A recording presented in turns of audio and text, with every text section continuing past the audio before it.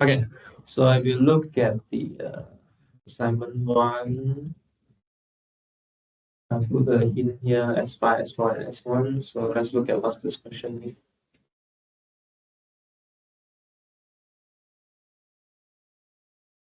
So if two distinct points PQ lie in the plane, then the line joining them is containing that plane.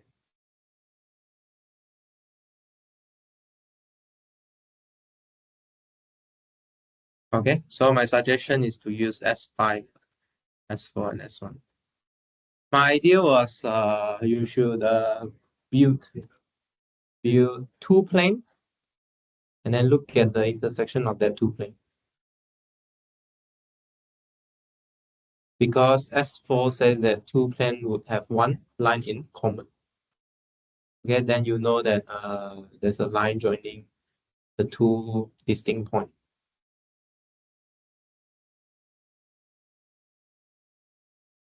Okay.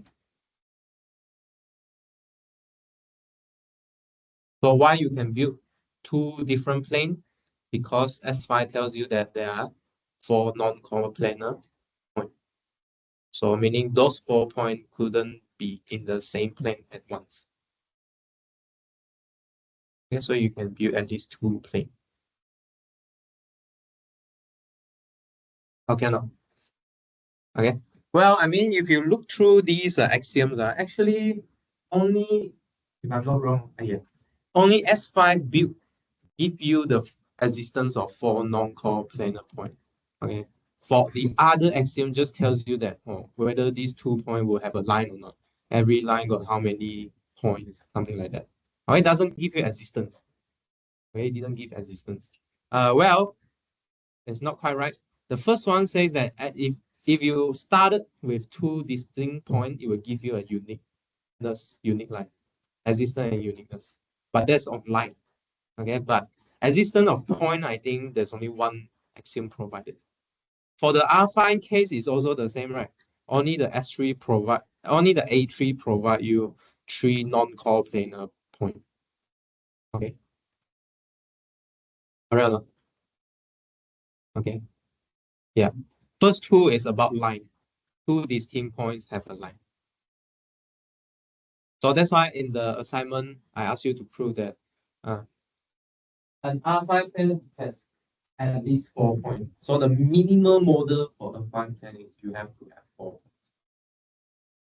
And the A3 already give you the 3 points. So if you want to satisfy the other 2 axioms, you must have at least another point. You should be able to build the 4th point using the line you have.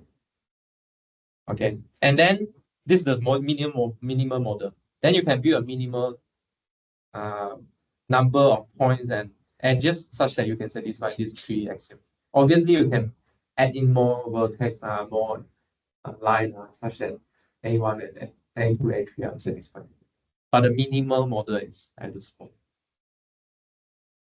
Okay. Yeah. Okay, so how your assignment goes? Can finish on Friday or not? What do you think? Not. So when do you have to submit? Tuesday. Tuesday. Next Tuesday 啦。今天的话不是提早这么厉害，还要缩短。他比较厉害，就要缩短。他的没有谁我没看就是。没看就是。我忘记了，你忘记了？因为我想到 AD 了。Next Tuesday, okay, next Tuesday.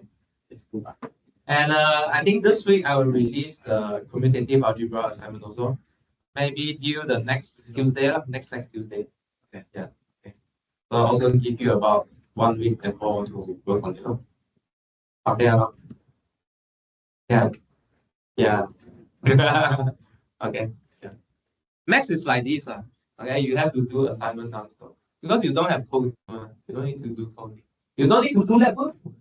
You go at CME, you need to go and do that work. Yeah, only got 4 assignment because now I think based on our structure, it's better we split the assignment out. Because yeah, I'm explaining. So we try to split the assignment out. So instead of one long assignment, we split it out because I think it's more focused. Instead of I give you a whole chunk and then you go and work. Okay, or not? Does it make sense? So I split it out. Short one, 2 short one for one. Make sense? Okay. And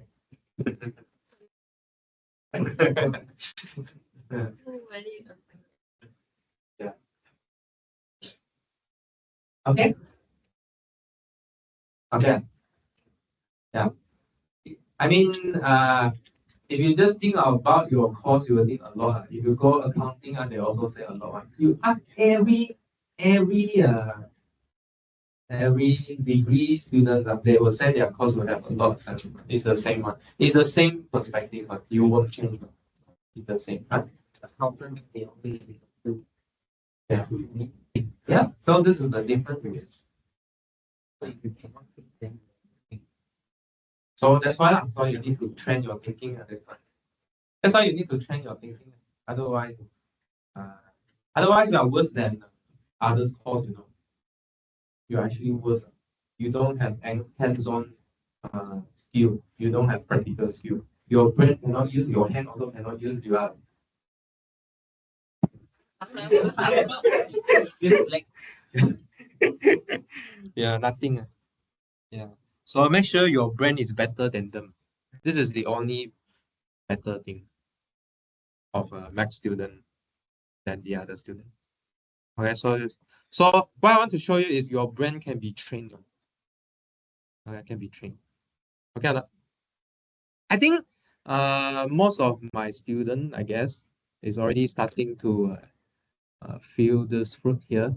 I guess I guess maybe some of them. Okay, I hope you feel the fruit. Durian. You like durian, is it? Okay. Uh, right. Let's start from where we left yesterday. Okay, let's start from where we left yesterday. So we left at finitely, finitely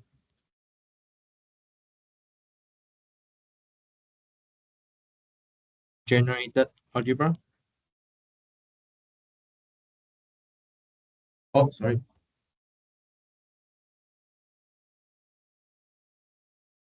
Let's start from the finitely generated algebra. So what does this mean here? So let's call this algebra A. Okay. A is equals to K. So let's not use K. Let's use the general ring. A ring adjoins some element such that these AIs are in A. Okay, we give an equivalent condition. Okay, on R-algebra being finally generated. Okay, so actually this is really equal because we just want to say that this is a polynomial ring. Okay, it doesn't matter how this scalar R add on these element, doesn't matter. Depend on what you want to find here. That means you need to give a homomorphism from R into this algebra here. Well, I mean, group action is a homomorphism in A1. That group algebra actually is a homomorphism. So it's a group action actually. Okay. What's the equivalent statement here? So if A is isomorphic to another polymer ring, okay, adjoin the variable or intermediate x1 to xn, quotienting by possibly quotienting by some ideal here. Then these two statements are equivalent. So what's the difference between these two statements here? So AI here are elements in A, okay? But these x1 up to xn could be some intermediate, okay, some variable, some variable here. Okay. So how to prove this? Actually, this is a very standard algebra one proof. So let's say if I want to go this direction, right? If I know that my algebra is written as R adjoint some element here, what's the relation between R adjoint and a random variable? Does it remind you something? Yeah, what's that? Huh?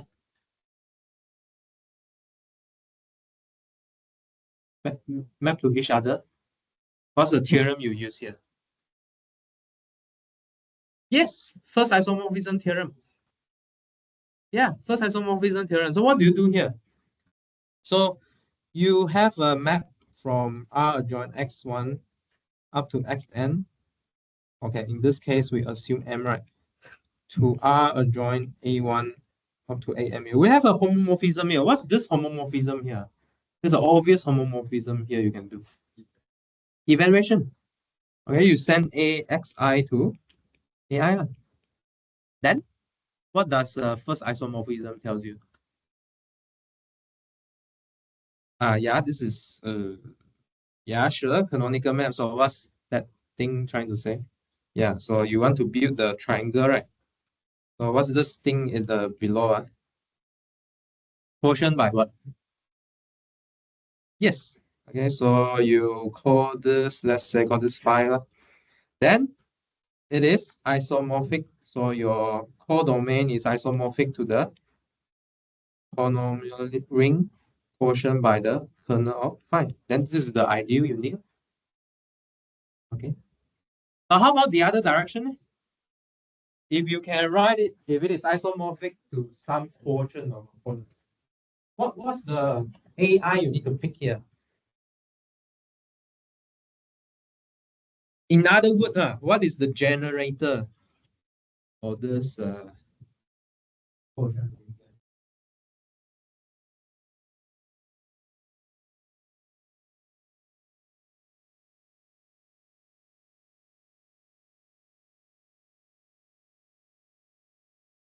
Hmm? What is quotient ring? Huh? Xi? Xi minus AG. Say again. What did you say? What are you saying?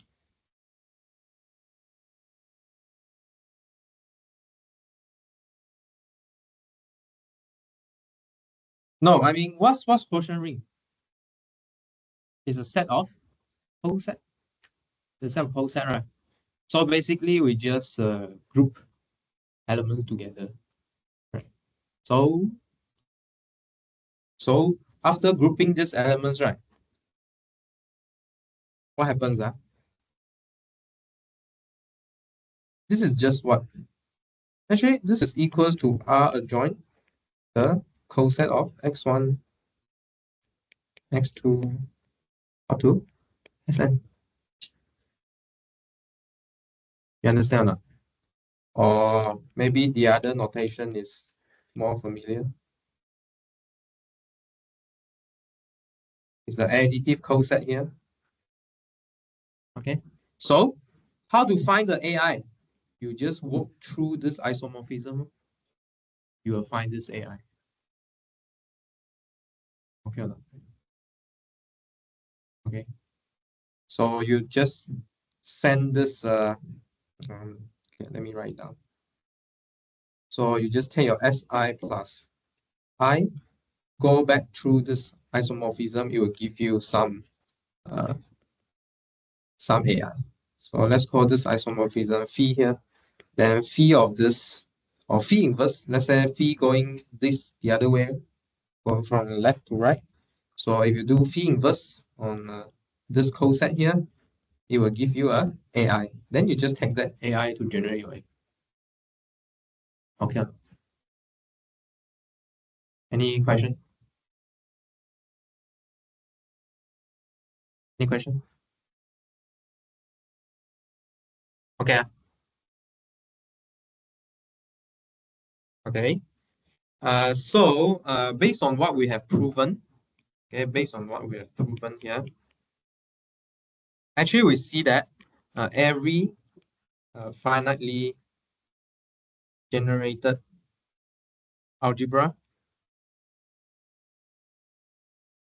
over a Noetherian ring is Noetherian.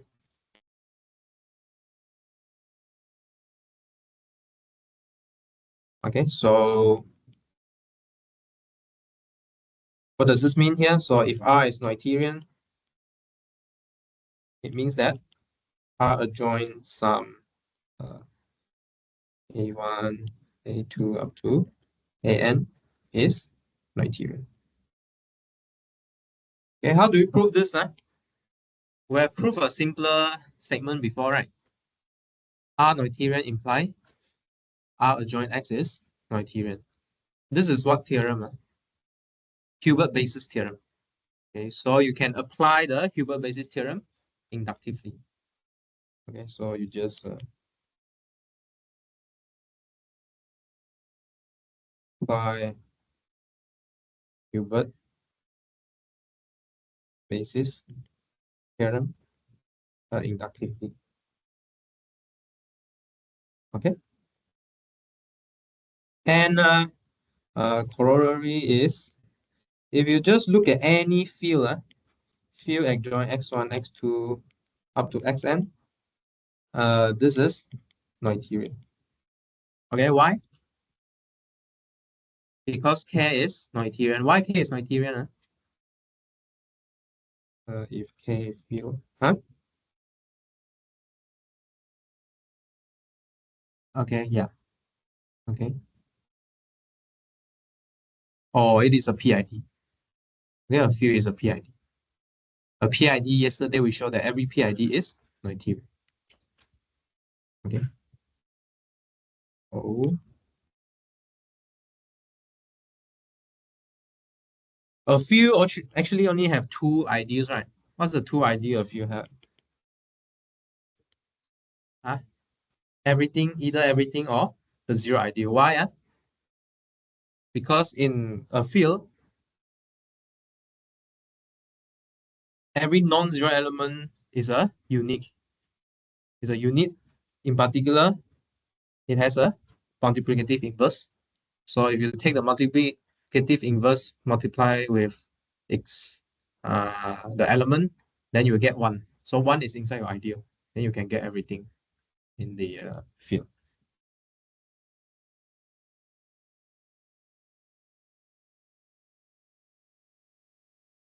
It is Noetherian.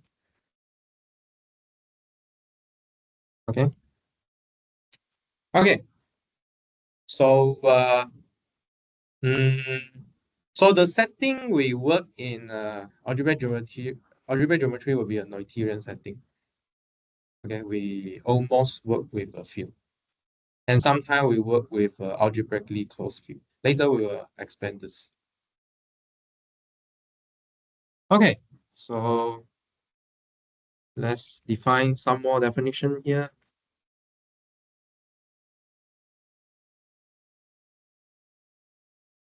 All right, finitely generated algebra over a field is what we call the affine K algebra.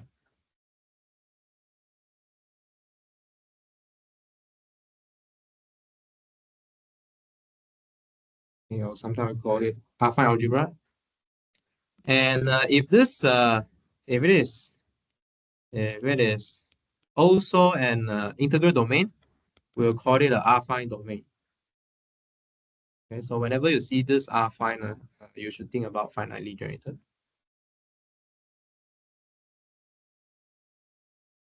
Sometimes we call it affine K domain.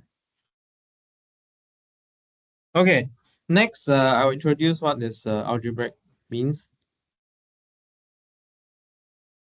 So let A be a non-zero, no, just be an element of a non-zero algebra. So just take an algebra which is non-zero, also over a field K. Then what does it mean by this element to be algebraic? Okay, so then A is said to be algebraic over K. Okay, over K if there exists a non-zero polynomial. Okay, non-zero polynomial. So this is a single variable, just K adjoint X, such that FA is 0. Okay. So well, I mean in AA1, right? Once we see FA equals 0, right? We can straight away pull out the factor x minus a, correct or not? What do we use there? What's the algorithm we use to prove that? I think I give it as an exam question. Remember? Huh? So if FA equals 0, okay, so you can pull out the factor of x minus a from FA. Division algorithm. Okay, so you can use division algorithm on FA. Okay, to pull out the factor of x minus a, because x minus a is also a polynomial that evaluate to 0. Okay, at x equals to a. Okay, no? Yeah. And then you use the division algorithm argument to say that, oh, you cannot have a non-zero remainder that has lesser degree, then it has to be 0. Okay. Well, we will say that the whole algebra is algebraic over K if yes, if every element from A is algebraic. Okay, so meaning it come for all the elements are coming from the root of some polynomial. Okay, or some polynomial. For example, what things are not algebraic? What things? Transcendental elements. So what are the transcendental elements? Wait, over Q or over Q? Yeah, sure, over Q. Yeah. So what are the transcendental elements? For example, pi, e. Okay, you cannot find a polynomial that have root with these irrational. Okay, how to prove it? How to prove it? Anyone know how to prove this? You don't know, huh? Calculus 2 got me. Water. I think we just proved that it's irrational. We didn't prove that it's not algebraic. Okay. Maybe you can do a student talk on this. Can do some event make your study group more fun. Why is it not algebraic? Okay. Okay. So let's prove some lemma here. Very technical lemma here. So first lemma. Let A be K algebra. First lemma is if A is an integral domain and it is algebraic over K, okay, then actually A is a field, okay. So last time we mentioned about what's the difference between integral domain and field, right? So the difference there is you don't have multiplicative inverse. But it turns out that if it is algebraic, then somehow you can cook out the multiplicative inverse. Okay, if these two put together, it becomes a field. Okay, B, the other way around, if A is a field, and if it contained in some affine domain, okay, so if it's not necessarily equal to the domain, but contained in some affine domain, actually, A is algebraic. Okay, it turns out that A is algebraic. Huh? What do you mean? What do you mean?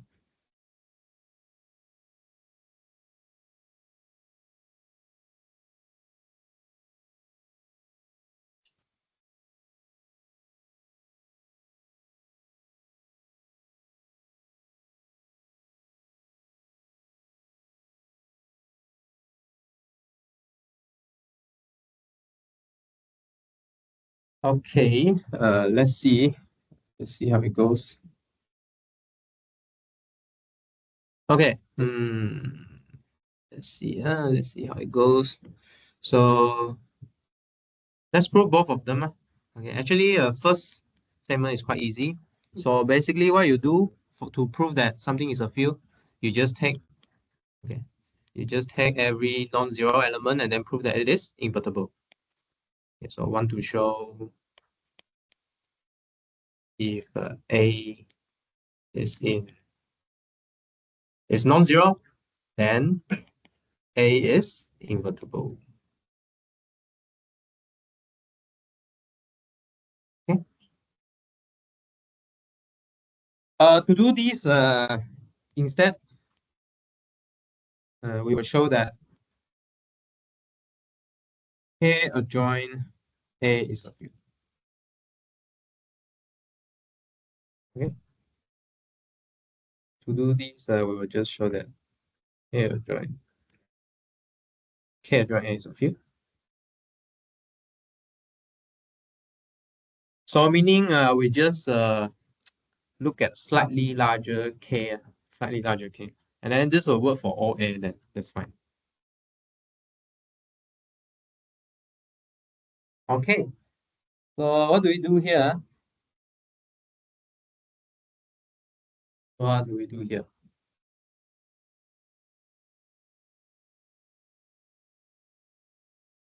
What can we do here? So let's consider a map.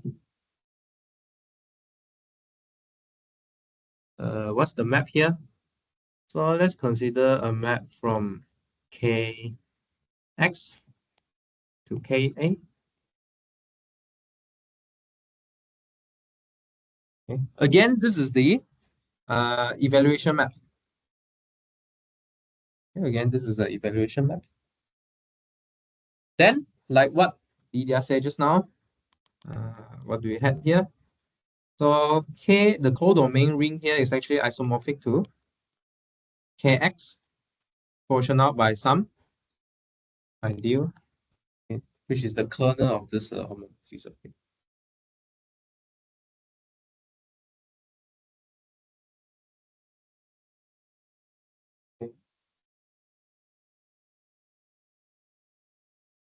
So how do we impose how do we impose the assumption we had? We had assumption on A, right? Okay. Supposingly our A is larger than K adjoint of A, right? Because we should have other non-zero elements here.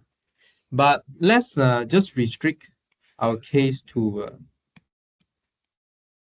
let's restrict A to just KA. Okay. We just read just study part of these A here. So we restrict our property of A to this KA here. Okay. So in this case here, what do we know? Sorry, by assumption. Actually, this is a sub-algebra of integral domain, so it should be also integral. So assumption KA is an integral domain. Okay, so this implies what? Uh, this implies that I must be prime. Okay, so I must be prime because If you write any integral domain as a quotient, you must quotient by a prime ideal. This is the if and only condition here. So, what else can we use? PID. Uh, wait. Let's see. Have we missed anything or not?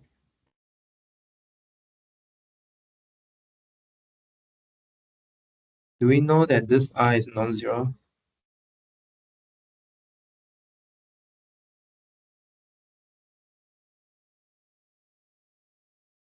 This I is non-zero. Do you know why? X minus A is in the kernel. Think. Is it right? Yeah. Okay, so since A is algebraic over K, I is non-zero. Okay, then we also use that Kx is a principal ideal domain. Ideal domain. It follows that the ideal that we find actually is a principal ideal. Okay, such that F is actually irreducible. Okay, if it is not irreducible, what happened? Otherwise, this ideal won't be prime. Okay, it won't be prime because if you split it up, okay, the product is in there, but the terms inside product is not in there, then it's not prime. Okay, so you cannot split your generator into a product of two different elements. So if it is irreducible, then you can prove that actually principal ideal generator with an irreducible is a maximum ideal. Okay. So this follows that A is isomorphic to K adjoint X quotient by I is a field. So you are actually quotienting by a maximum ideal. So you get a field. Okay. For some result, for example, this irreducibility by this maximum ideal, I didn't do in this class. You can refer to my A note, A1 notes that I posted up. Okay. So far, for those that I didn't prove in this class by using, you still can find in that note. Okay, unless it cannot be found in that note, I will do it in this class. Okay. So you need to fill your gap using that notes. Okay. Okay. So this part is done. Any question for this part? Okay. So basically, we show that K adjoint A is a field by showing that it is a quotient by a maximal ideal. Okay, it's a quotient by a maximal ideal. So it is a field. All right, let's do part B. Part B is quite technical. See if you can follow or not. Okay, see if you can follow. You will use up UFD later. Okay, so make sure you recall what is UFD. UFD is what?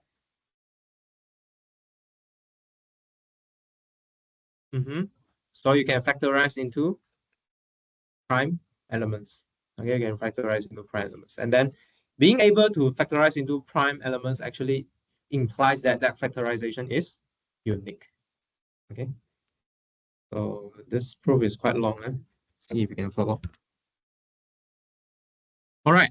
So suppose for the set of contradiction, there's one element that's not algebraic. So for the set of contradiction, A has an element, call it A1, that is not algebraic. Okay, so meaning there's no polynomial such that FA1 equals to 0. What other assumption we had? So by assumption, This A is contained in some affine K domain. So affine K domain means what? It is a finitely generated algebra, which is a integral domain.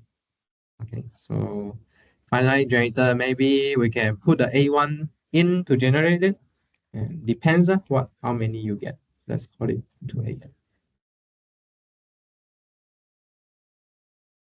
Same as what?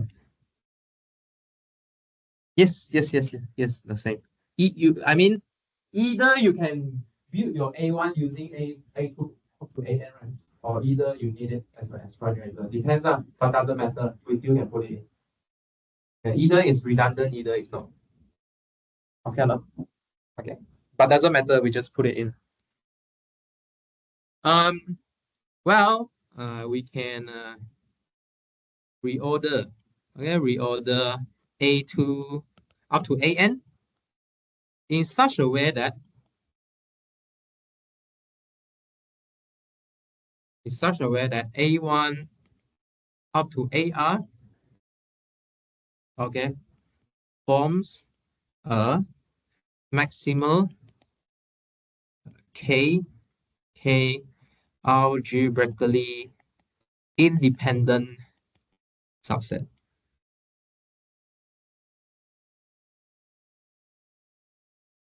of A1 up to AN. Okay, so this is like finding a linearly independent subset. Okay, the maximal. Okay, correct or not? Okay, in your linear algebra, what do you do? If you have a bunch of vectors, how do you find basis? There are two ways to find basis, right? One way is you just put linearly independent vector together until you reach the dimension of your vector space, or you start with a spanning set, okay, meaning you can reach all the vector using a linear combination of this set of vectors, and then you throw away vectors. Throw away until you get linearly independent set. So here we do the linearly independent style. So we add in until you get a maximal.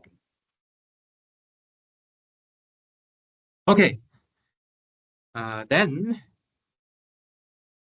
we can look at the field of fraction of B.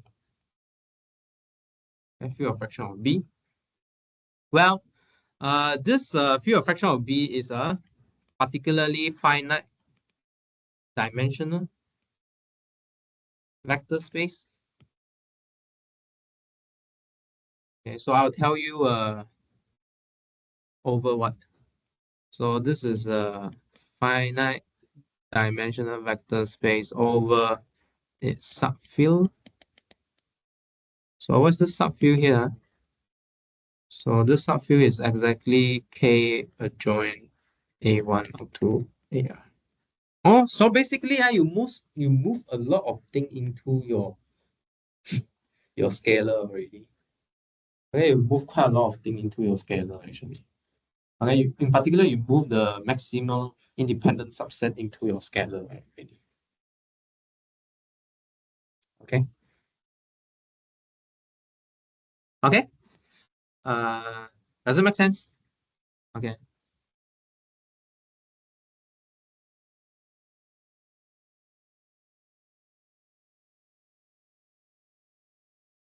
Okay. So for an element in B, what can you do is you try and multiply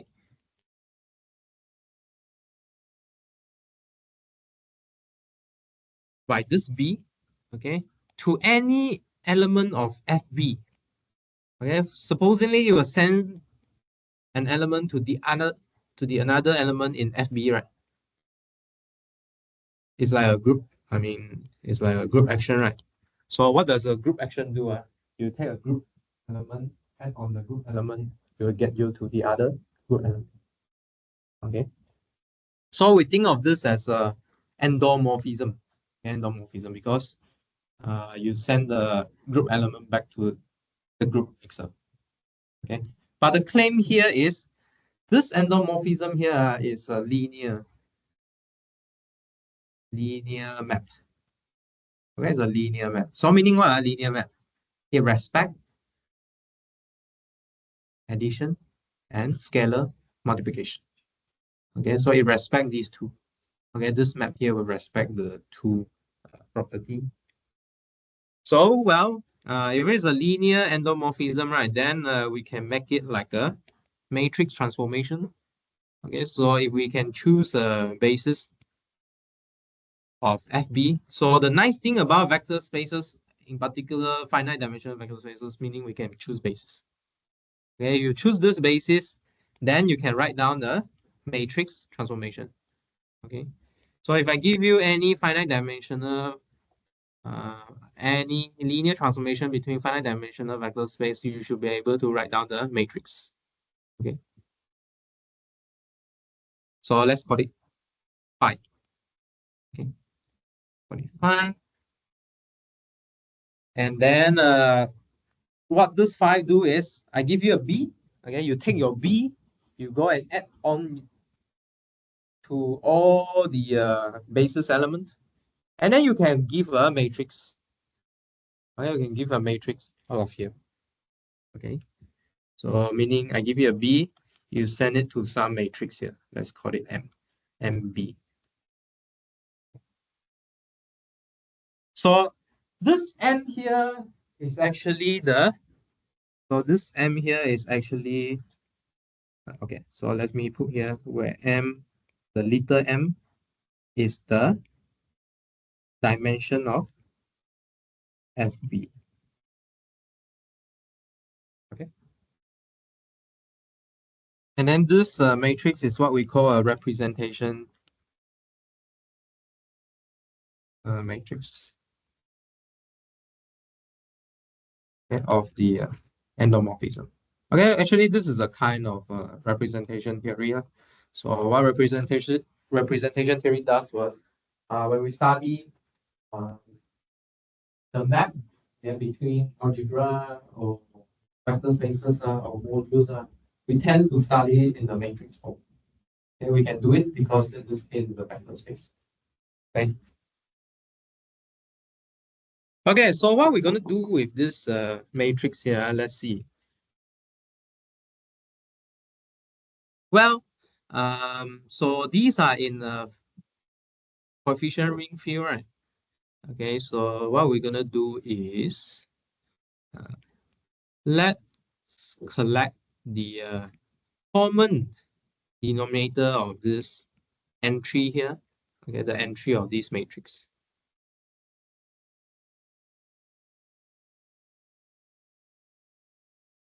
Okay, you should imagine that we are going to make all the denominator disappear again. Okay, so let's take a common denominator of all the matrix entries. Okay, of all these FAI here, such that I is going from, where is this I going from? I think this I should go from where to where?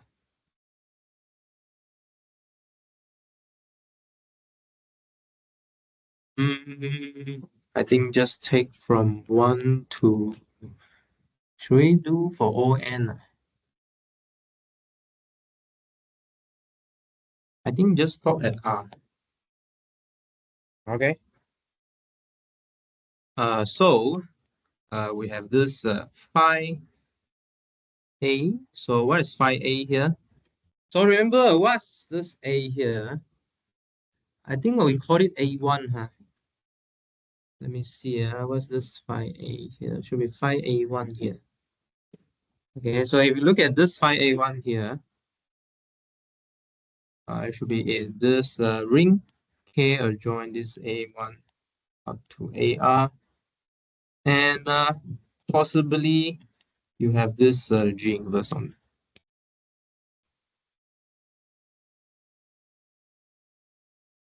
Oh, sorry. I think this is a phi here. Yeah.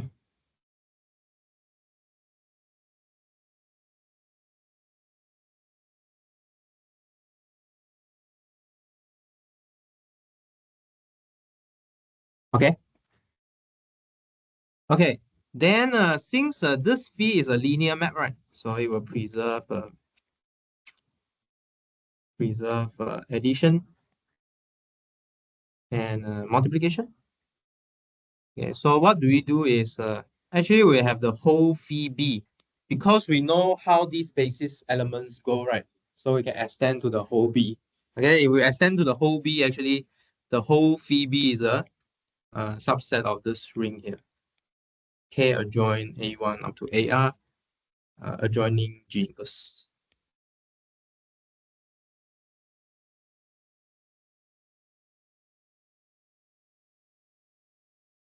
Okay.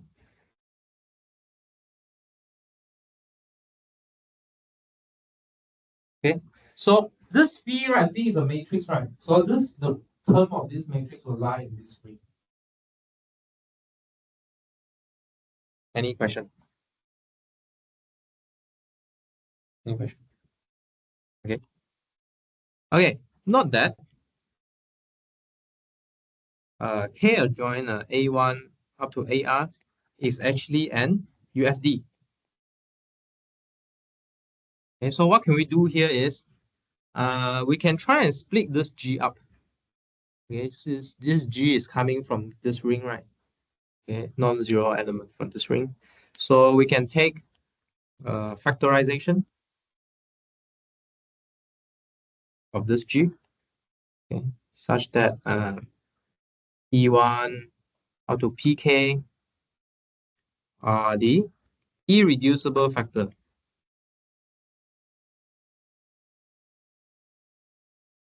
of G.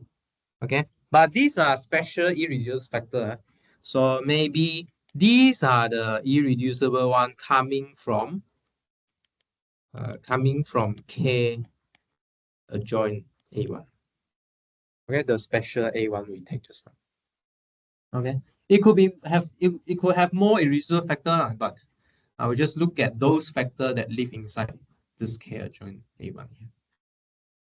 And we try to draw some contradiction from here. Okay. So how do we draw contradiction here? So let's take one of them. Okay. Not one of them. Actually, we take a random irreducible element from also from the same ring K adjoint A1. So this one is a random one. Yes, just now P1 to Pk is a factor of G. Okay, so now we take a random one.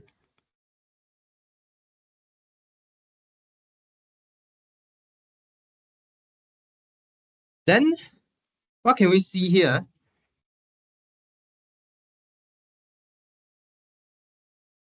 What can we see here? The claim is this the inverse of this guy exists. And then it live in A. Okay, where A is in B. So why this happens?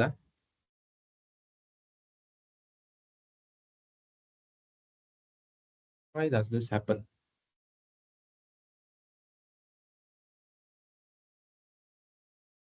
Why inverse of P exists?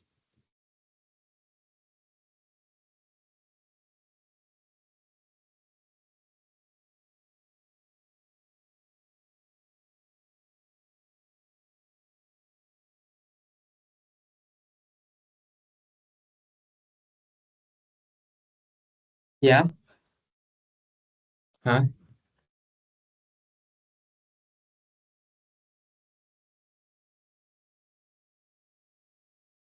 The claim is P inverse exists. Why?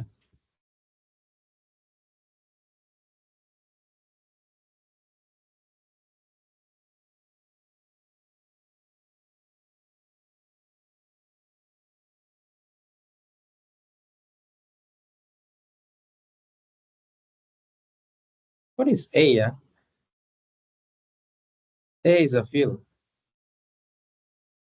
A is a field. A is a field. So so yeah, so A is a field and K adjoint. Um,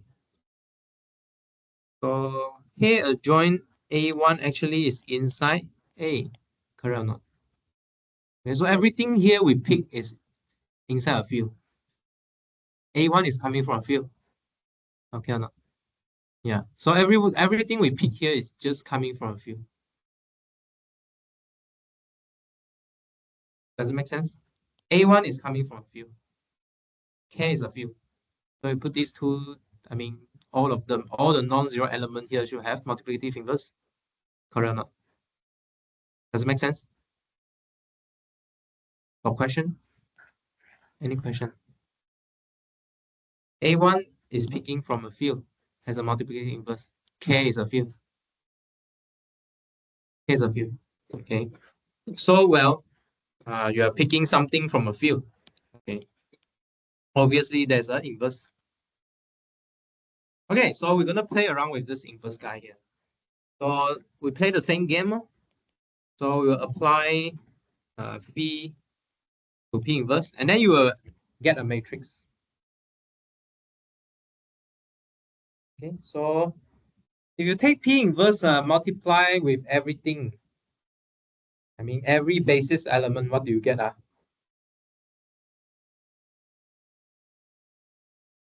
What do you get? Just P inverse times everything lah. Correct or not? Nothing tricky here. Okay, but what's the matrix there? Looks like P inverse times A1 is P inverse A1, P inverse A2, P inverse times A2 is P inverse A2. So what does the matrix looks like? It's a diagonal matrix. Okay, diagonal matrix with entry P inverse. Okay, so this will give a diagonal matrix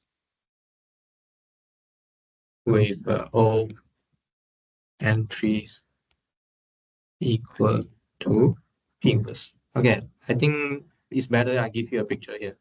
So if you multiply P inverse to like A1, A2, up to AM, right? So where does this element go? Just P inverse A1, P inverse A2, P inverse A3, right? And so on. But if I ask you to put into a matrix form, what's the matrix you should put to produce this produce this image here? Huh? What's the matrix you should put here? Just P inverse on the diagonal? Correct. Okay. Nothing tricky here. Just write it up. Okay. So so so there's this non-negative integer s. So what does this s have to do? And also integer and another f. So what should this s and f doing here? With we can write it as p inverse equals to g inverse s times f. Okay. Remember that the g is the common factor we constructed just now. Common denominator. Yeah. Okay. Okay. Or in other words, we can rewrite this. We can write gx equals to pf here. So you can see that why we look at p inverse instead of p, because we want to remove the denominator both sides. I mean, on one side, okay, we want to remove this and move p to the other side. Okay, but by the irreducibility of p, okay, it follows what? and what it follows. Because just now we said that G can be split into irreducible factor in K adjoint A1, right? And then P is one of the irreducible in K adjoint A1. Okay, so it should match up with one of the PI. Okay, it should match up with one of the PI. So it follows that P has to be a K multiple of one of the PI. Because not that the factorization is unique. Okay. Factorization is unique. And then both sides have irreducible from the Seng space, irreducible factor from the Seng space. So that should match up with one of the PI. And then since this holds for all irreducible elements in K adjoint AI, okay. So meaning what? So meaning that every element coming from K adjoint A1, which is not the scalar, is actually divisible by at least one of the PI, because we can play the same trick. Okay, just play the same trick. Okay, take different P and then play the same trick. Okay, so meaning that any irreducible in K adjoint AI must be divisible by one of this PI. But here is the trick. Second last line. Here's the trick. But none of the PI will divide the product of PI plus 1. So this is the Euclid trick, right? Euclid lemma trick. Okay, find a new prime. Yeah, but you cannot divide this new guy here. So this is a contradiction. Okay, so all the elements of A are algebraic. Okay. Okay, so why I bother proving this? Because this is a very important result we're gonna use later. And actually, this is one of the main result you need to use in the Hilbert non-stateless. Okay. Yeah. Okay. Yeah, this proof is rather technical and long. Okay, but it's a very important statement here. Okay, if you have a field again contained in some affine K domain, actually it's algebraic. Okay. Any question before we take a break?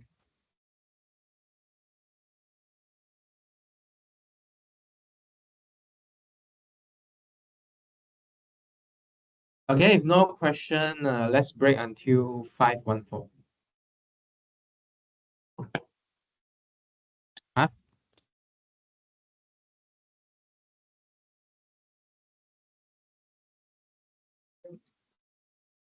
要我需要用到那个三个点就是绕口令的，我只要一个点会在另外一条线上就好，还是两条线？Yeah，什么？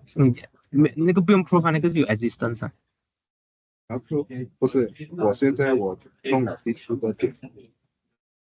去整理整理问题，明天有谁再问你一堆。OK，我在做第三题是讲找到 STU， 然后他们第三题呀，OK 呀。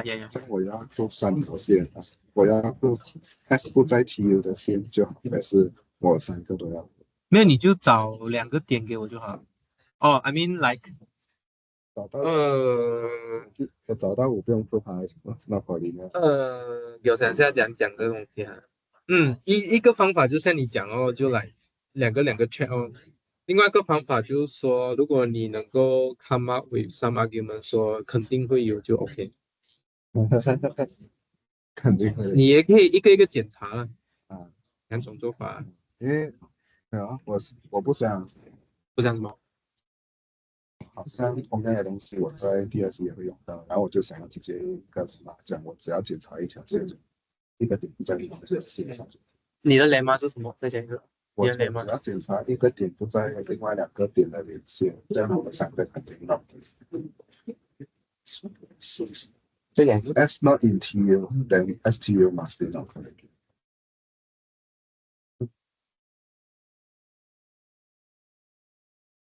因此，怎样写呢我写完了，这是？OK 了 OK，是啊，这样你写就好。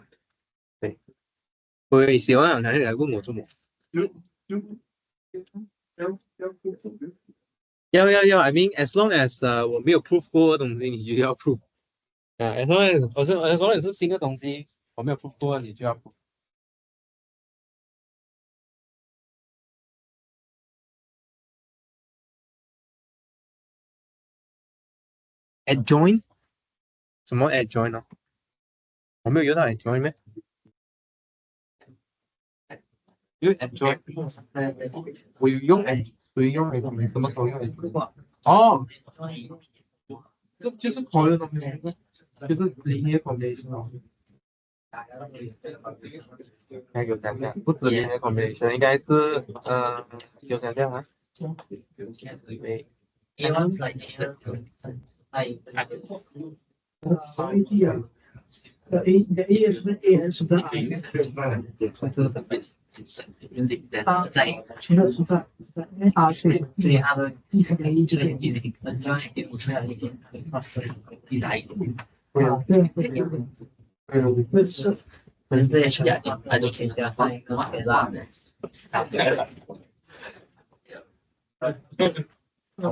这个 B 里面还有写 A is contained in an affine K domain。啊，对，那么 A 自己它不就是一个 affine K domain 吗？为什么需要写 contain 呢就想？affine 象， K domain 是 finitely generated 对 over integral domain。对对所以如果 A 是 finitely generated 嘛，对就是有限嘛。那么如果 A 是 contain 在里面，它应该也是 finitely generated，那么它直接就是一个 affine K domain 了，对不对？有想象。是这样的。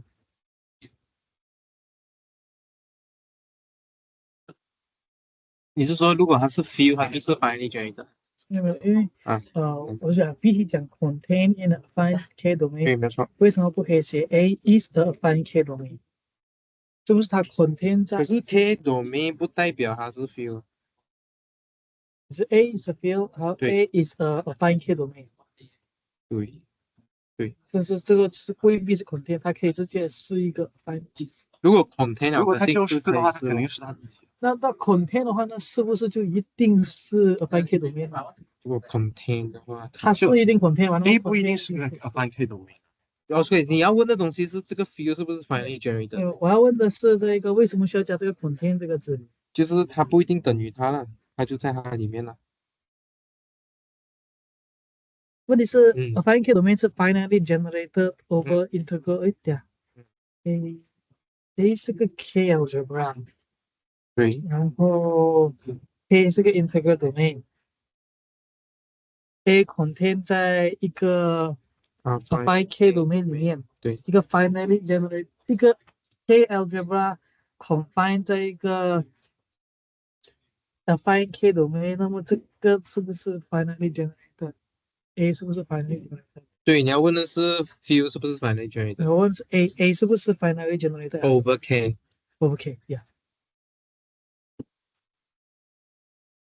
还是嗯，还是要问可以不是吗？对。我想一下啊，这样还有另一个问题，如果 A 是个 K algebra，我们可以讲 A is algebraic over K，这可以这样讲吗？那我们可以讲，比如说 A 是个 K algebra，然后我们问 A 是不是 algebraic over 另一个 field，不是 K 的 field 呢？对啊，你可以这样问啊，比如说可以这样问啊，可以这样问啊，可以这样问啊。Q 根号2 Q adjoint 根号2 is algebraic over C over 那个整个可以啊，可以换 field，可以换 field 可以换 field，可以换 field。那换 field 就可能不一样的 story 好了。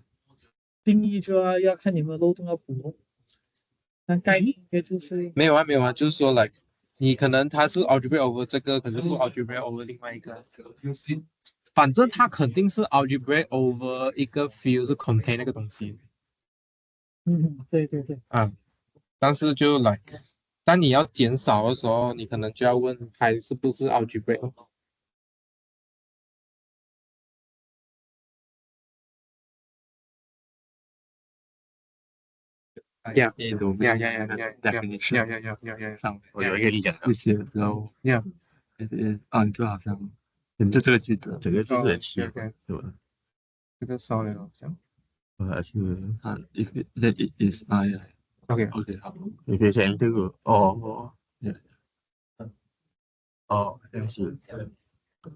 对不起，这个 K 不一样。就跟刚才你问的是，你看的时候是你 confuse 这个 K，没有，我没有不是 confuse，我没有 confuse Ryan，Ryan，那个是后面的，就是有一问哪一个，因为这个可能因为那个姓慢了，所以说我看到好像不同的 feel 是什么，不同的 base feel 是什么。没有，好像都没有，都是一个好像都没有。那个 definition 像它只是，其实没有新的东西。哪个东西？它就是 finally 没有东西，就换名字吧，就是名字吧，就名字。不懂他在问么？他在问说 A 本身是一个 K-algebra，然后它 contain 在一个 finitely generated 的 K-algebra 里面。对，那为什么它自己不是一个 finitely generated algebra？是吧？啊，我也觉得是啊。但是如果是的话，为什么这个 proposition 我要放 contain 呢？我不能写它直接就是一个 K-algebra。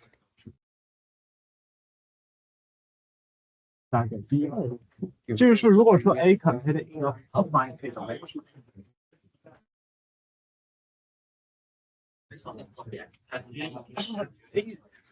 A 不是应该懂 domain？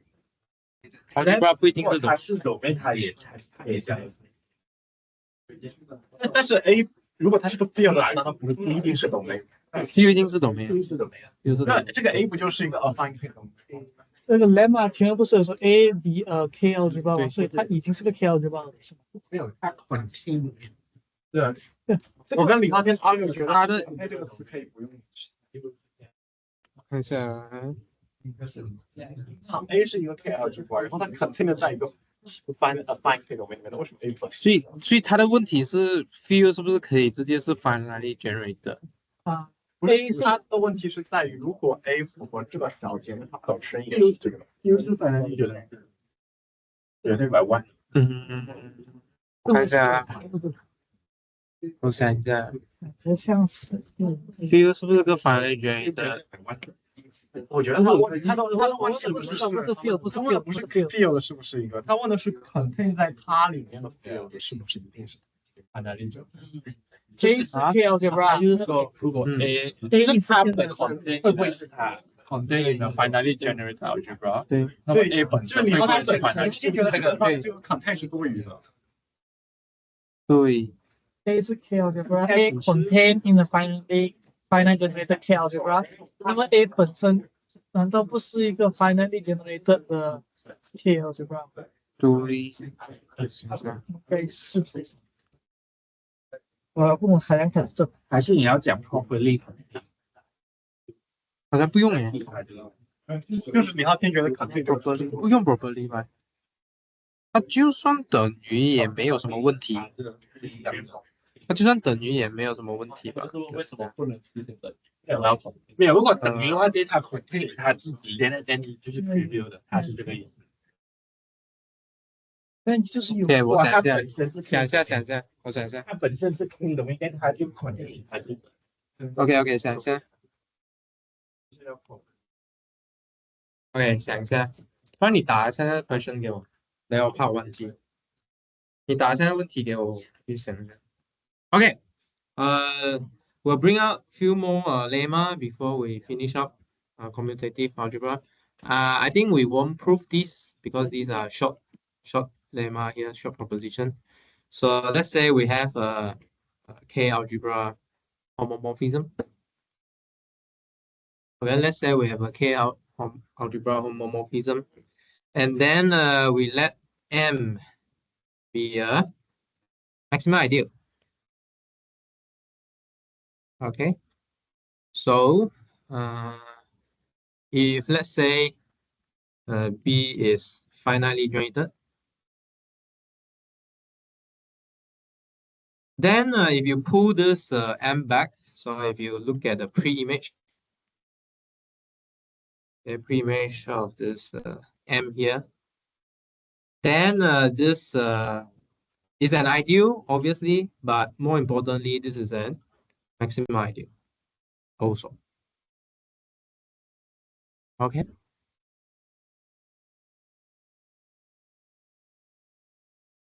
Okay, so this will apply the previous lemma. So just left as an exercise.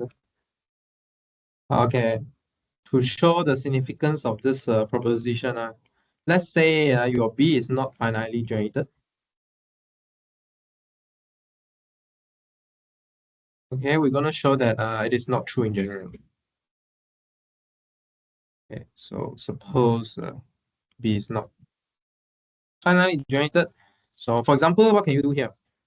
For instance, if you take A to be K adjoint X, and then B to be K, the fraction ring of this fraction field of this K adjoint X. Then what can you see here? Then what do you see here? What's the maximal ideal in B? Zero. The zero ideal is the maximal one. You cannot take the unit ideal. So it's a zero ideal here. But what's the pre-image? Or before asking that, what's the map between these two rings? What's the obvious map here? Inclusion, no? Okay, so you consider the inclusion map here. Then what's the pre-image of zero? Zero. Can zero be a maximal ideal in the polynomial ring or not? What's the maximal ideal inside here? Huh? Only X. Huh? What? Only one maximal ideal. One of the maximal ideal. So this is the principal ideal domain, right? Okay. So, but the pre-image, so meaning what do we call this map? Let's call it phi. So if I say the pre-image of phi on the maximum ideal here, it is actually the zero ideal. So how do you find this pre-image? It is actually taking the intersection of A and this maximum ideal, which is zero. And it's not maximum. Okay. Okay, so you take the intersection is the where you calculate this inverse. Otherwise, you just find the inverse based on the definition of phi. It's an inclusion morphism. Okay. Okay. So if a B is not finitely generated, there could be funny stuff happening.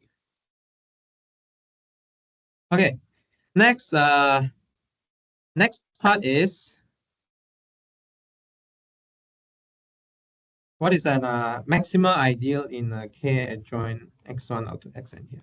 So there's a one very obvious maximal ideal, which is the x minus ai. Okay, all the xi minus ai, xn minus an. Why is this maximal? Again, fit is your good friend. So if you take this maximal ideal, then quotient by this, right? If you take this polynomial quotient by this maximal ideal, what do you get? You get k. Okay. By the way, so that you don't confuse, maybe I tell you where this AI come from. This AI actually are just point in K. Okay. Yeah. So you will get K adjoint this AI, but AI are already in K, so it's K. Then K is a field. So this ideal must be maximum. Okay, so we have done with these maximal stuff. Next is algebraically closed. So this is the last definition we will introduce for this commutative algebra part. So a field is said to be algebraically closed.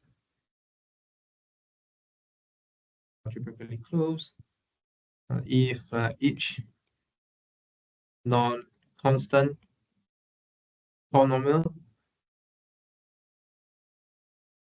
in fx has a root in k.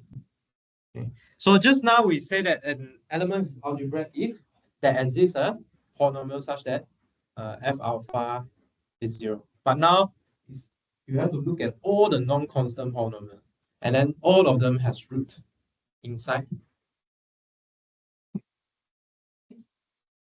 Inside where? I think this f something wrong. This f is k. X has root in k. K is correct. Okay, yeah, not fx. Kx. Okay. Okay. First theorem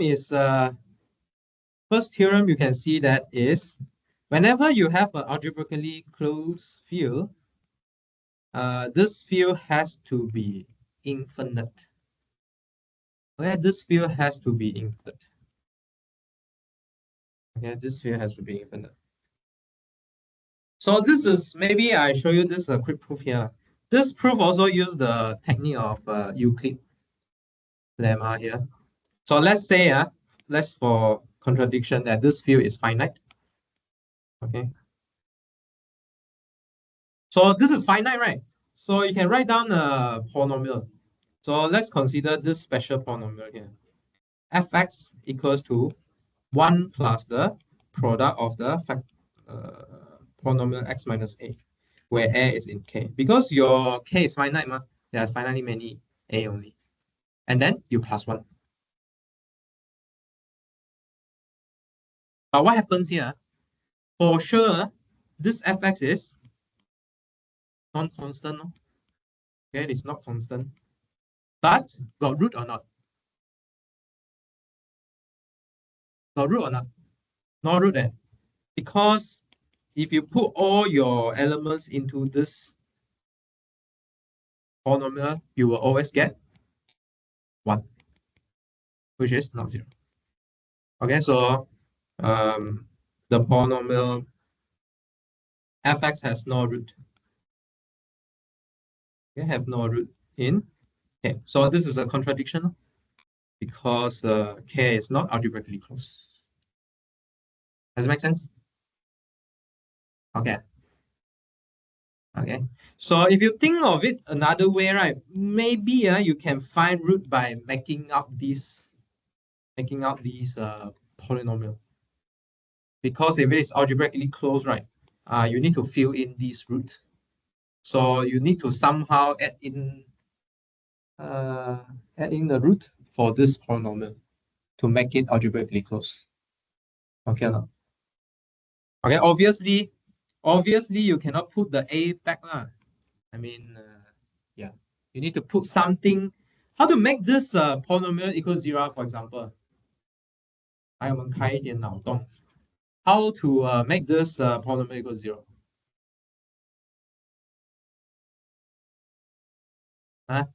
How?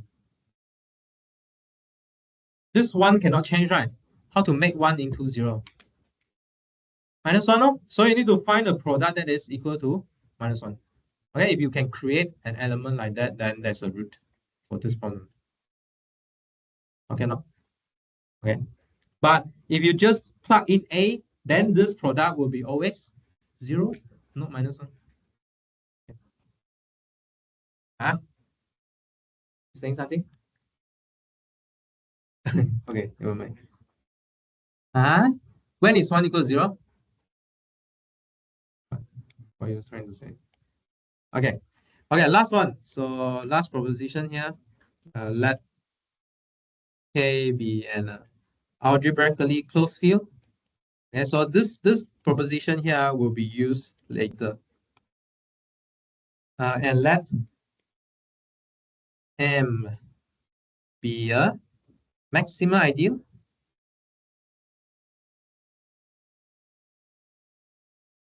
And let M be a maximum ideal here.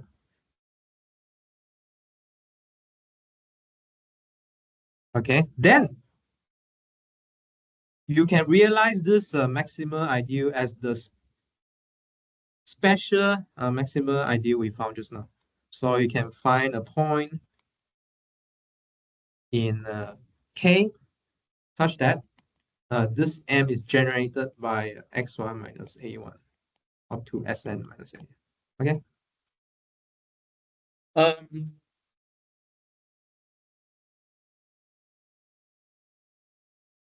So this proof just less for exercise.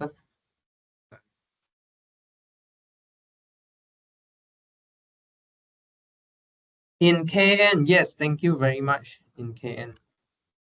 Okay, thank you very much. So all these AI are in K, okay? All these AI are in K. Okay, so this was just left for exercise. Very short proof. Very short proof. The idea is you need to think about okay, so maybe a hint is you should consider this map here. Phi adjoint xi to K adjoint x1 up to Sn. So you look at the maximum ideal in the pre-image of this map here. So you look at what's the pre-image. So just now we said that if this B is finally generated, the pre-image of the maximum ideal is still maximum. But hey, you know what's the maximum ideal here?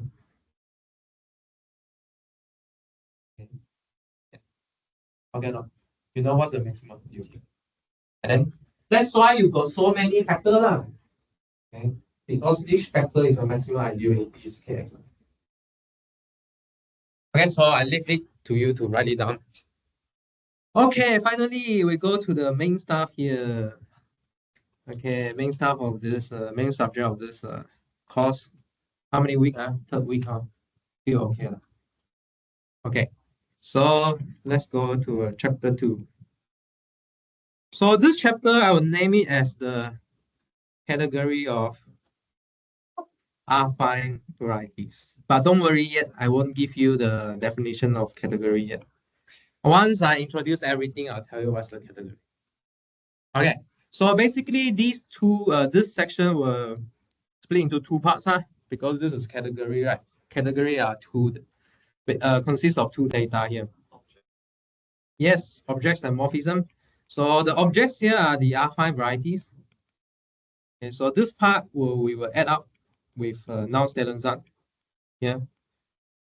Okay, come with some salt and pepper, Nonstelenzac.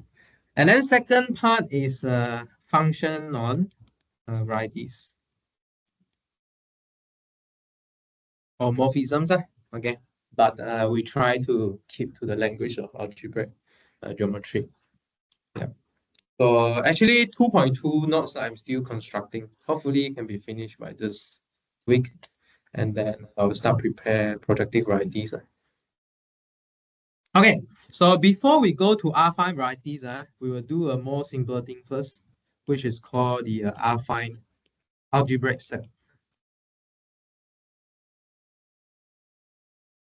Hopefully, in a general topology, we'll cover topological space this week. Okay, so that next week, Ngam can reach Zariski topologies. Okay. Okay, see if we can click up or not. Huh? Assignment, my assignment. Okay, my assignment. I need to make these two click together. Okay.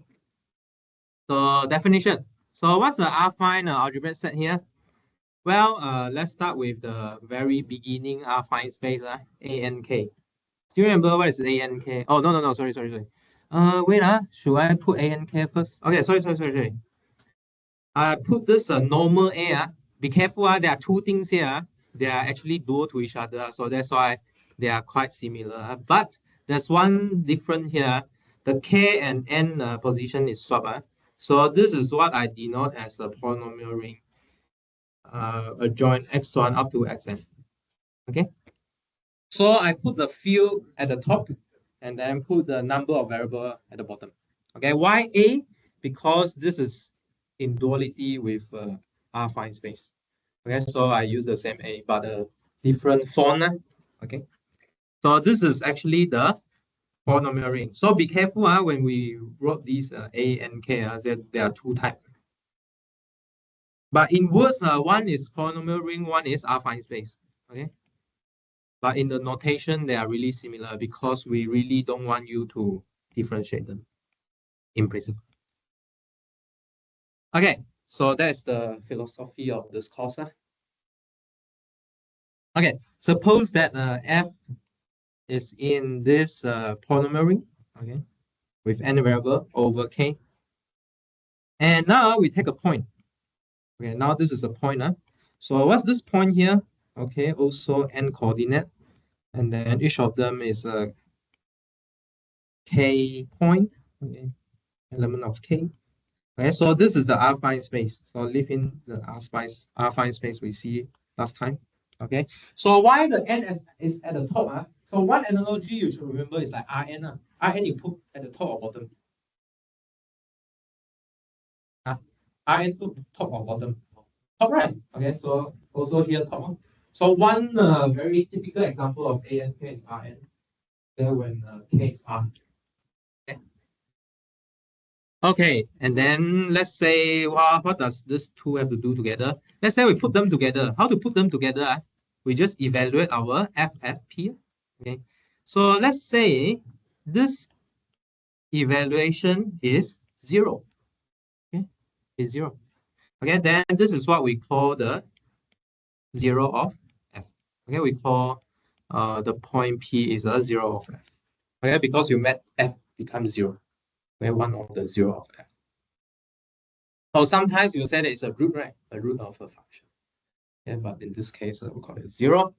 Then we can collect all these 0 together, okay, which we call the 0 set. Okay, which we call the 0 set here. So the first notation we choose to present here is ZF. Okay, 0 set. So what's the 0 set here? So this is defined by all elements in affine space such that fp equals to 0. So you collect all the zeros together. Okay. So more generally, there's only single polynomial here, right? In principle, you can take more polynomials together. Okay, you can take more polynomials together. Then, how do we define the 0 set with so many functions together?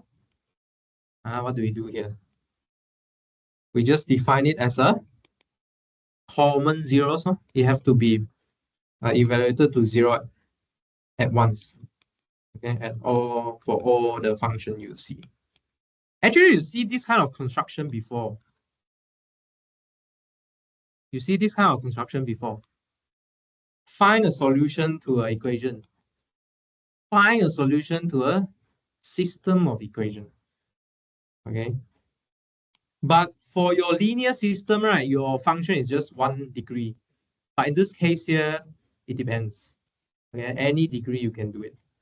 Okay, so this is a more general course than your linear algebra.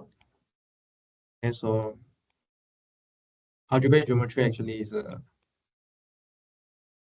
can I say that it's non-linear? Non-linear algebra. We will see, okay.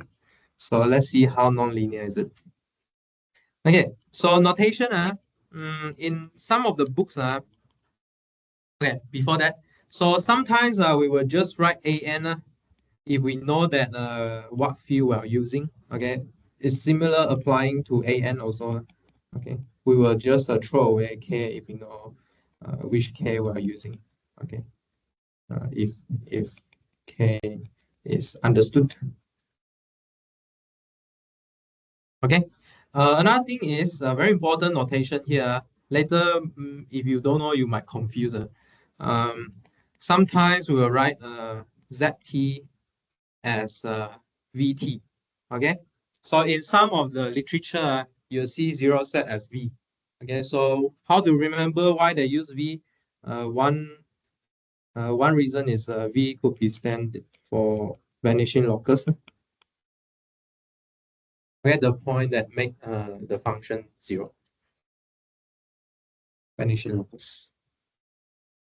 Okay, both of them are widely used in all the literature. In this course, we will use interchangeably. Okay, sometimes Z is nice, sometimes V is nice. I will let you see why sometimes Z is nice, why sometimes V is nice. Okay. Okay, so I prepared a bunch of examples for you. Okay, let's go through a bunch of examples. Okay, so one is to relate this course back to whatever you have learned before. So first relation you should met is linear algebra. Okay, so what do you study in linear algebra? You study the solution of a set of linear equation. Okay, more importantly, actually they are homogeneous because you only have degree 1 only. So later we'll met homogeneous idea again. But yeah, so if you have this system of linear equation, okay, then what do you prove inside your linear algebra? This is a homogeneous system, right? Okay, so ZT is actually a subspace of, it's always a subspace of N, okay, the null space. Okay, so if your null space is non-trivial, it have to start with a line. Okay, it have to start with a line and then plane. Correct or not? Okay. Then how about non-homogeneous? How about non-homogeneous? If you can solve for homogeneous, what about non-homogeneous? Non-homogeneous means what? Non-homogeneous means what? Let's say we want to solve. Wait, how to put this non-homogeneous? Okay, I know. So you can plus some d here. Okay, some constant d here. Okay. How to get the solution? Do you know that this solution can be obtained from the homogeneous guy? Right. So then ZS is either inconsistent, okay, meaning you cannot solve it, or it is just a translate of the subspace of Kn, okay, or translate of the subspace of Zt, actually. Okay or not? Okay, so if you look at your linear algebra textbook, it will teach you to solve homogeneous linear systems. And then they will talk about non-homogeneous. Because what? Yeah. Because if you can solve this equal to 0, right, then it will form a part of the solution. It's not the solution for this equation, but it's a part of it.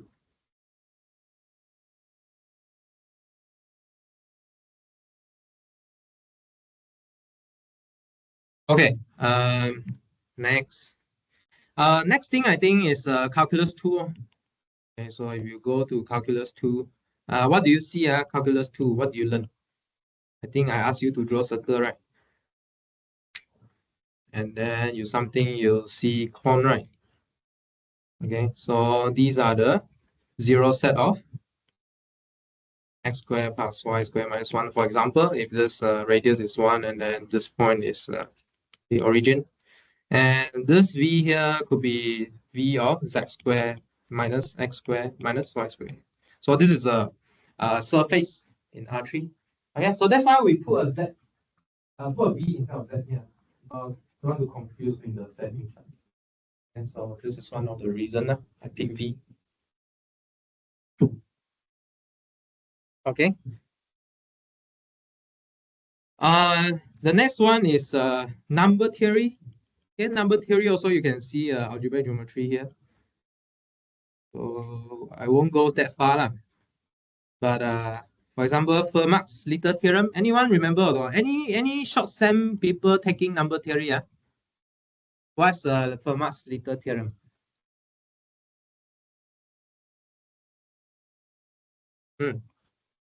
Sorry? For any P prime, then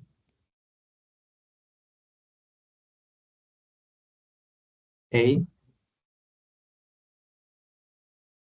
from where? Integer. Then what's the statement? Is equivalent to A mod P. So what does this mean? If you look at the zero set of xp minus x, actually it is the whole zp. Where is the whole zp here? Okay, if you look at the zero set of the polynomial sp minus p. Got learn Fermat last theorem.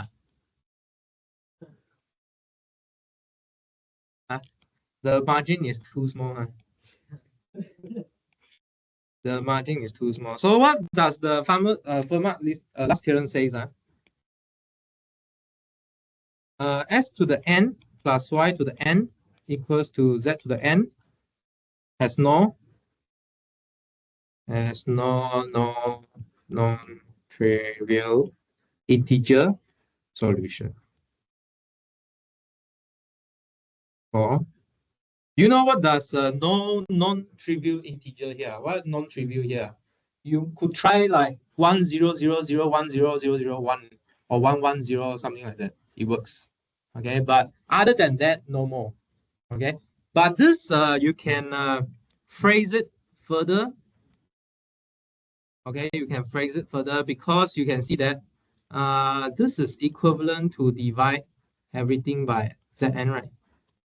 Okay, so you can phrase it into a solution in rational.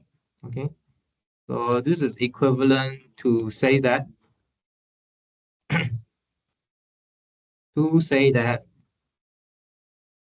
in Q2 instead, if you look at the zero set of xn plus yn minus 1, okay, this set should be finite. Okay, just the trivial solution.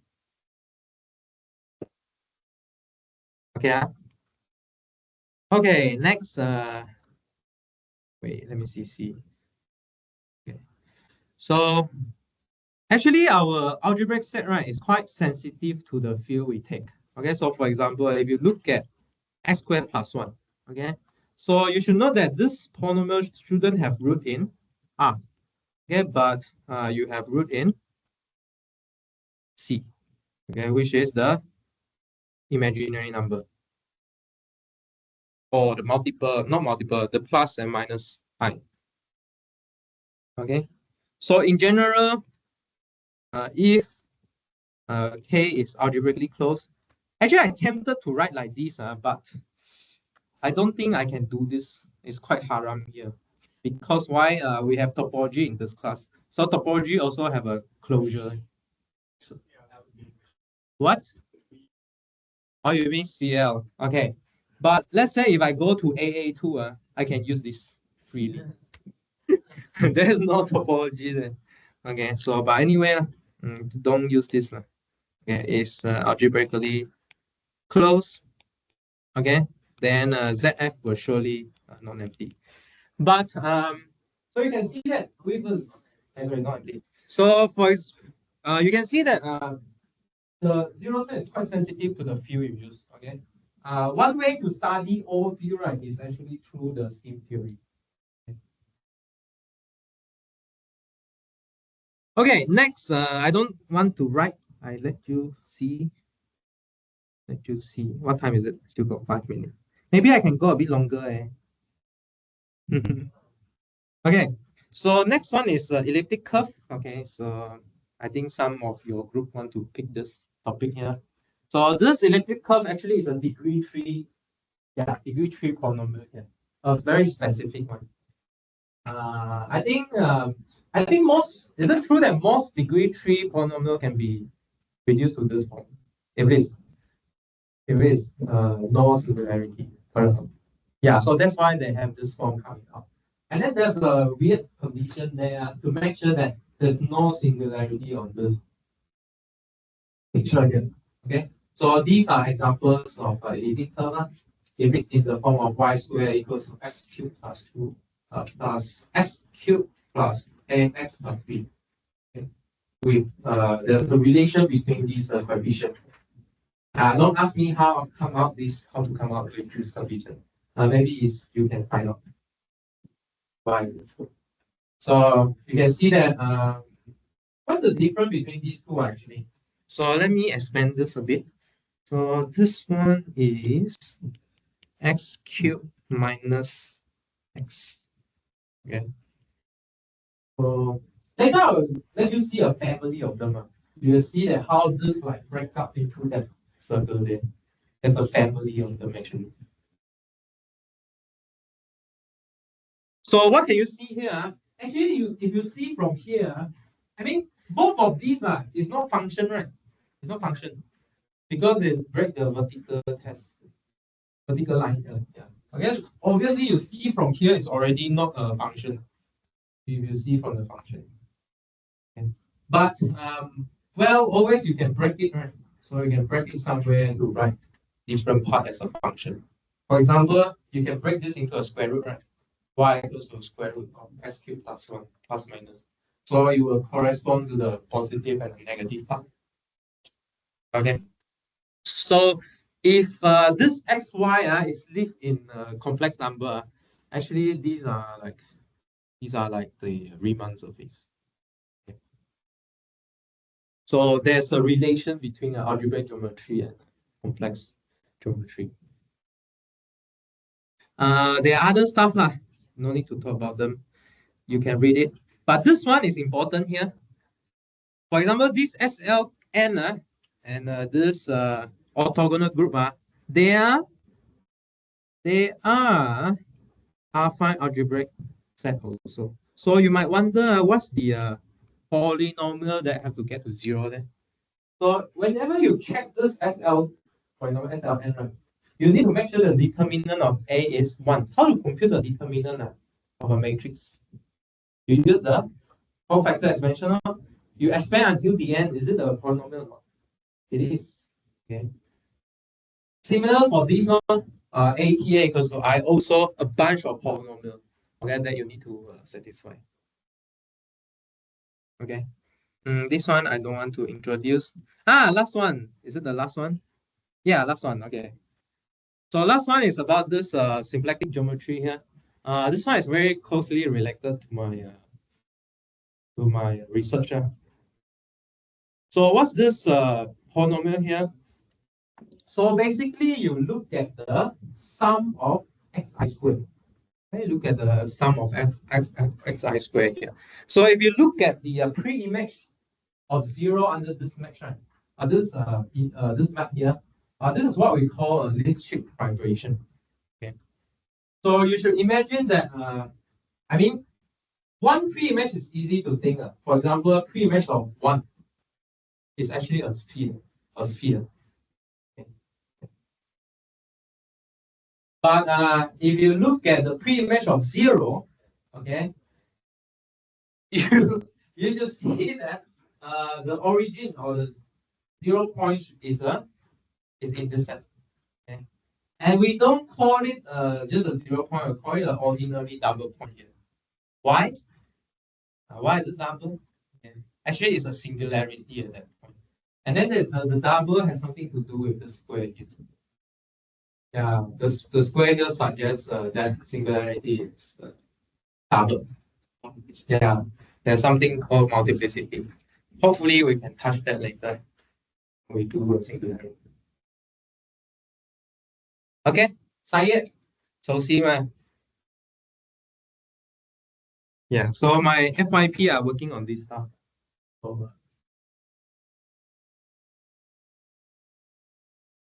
Okay, any question? Any question? If no question, we'll see you on next week.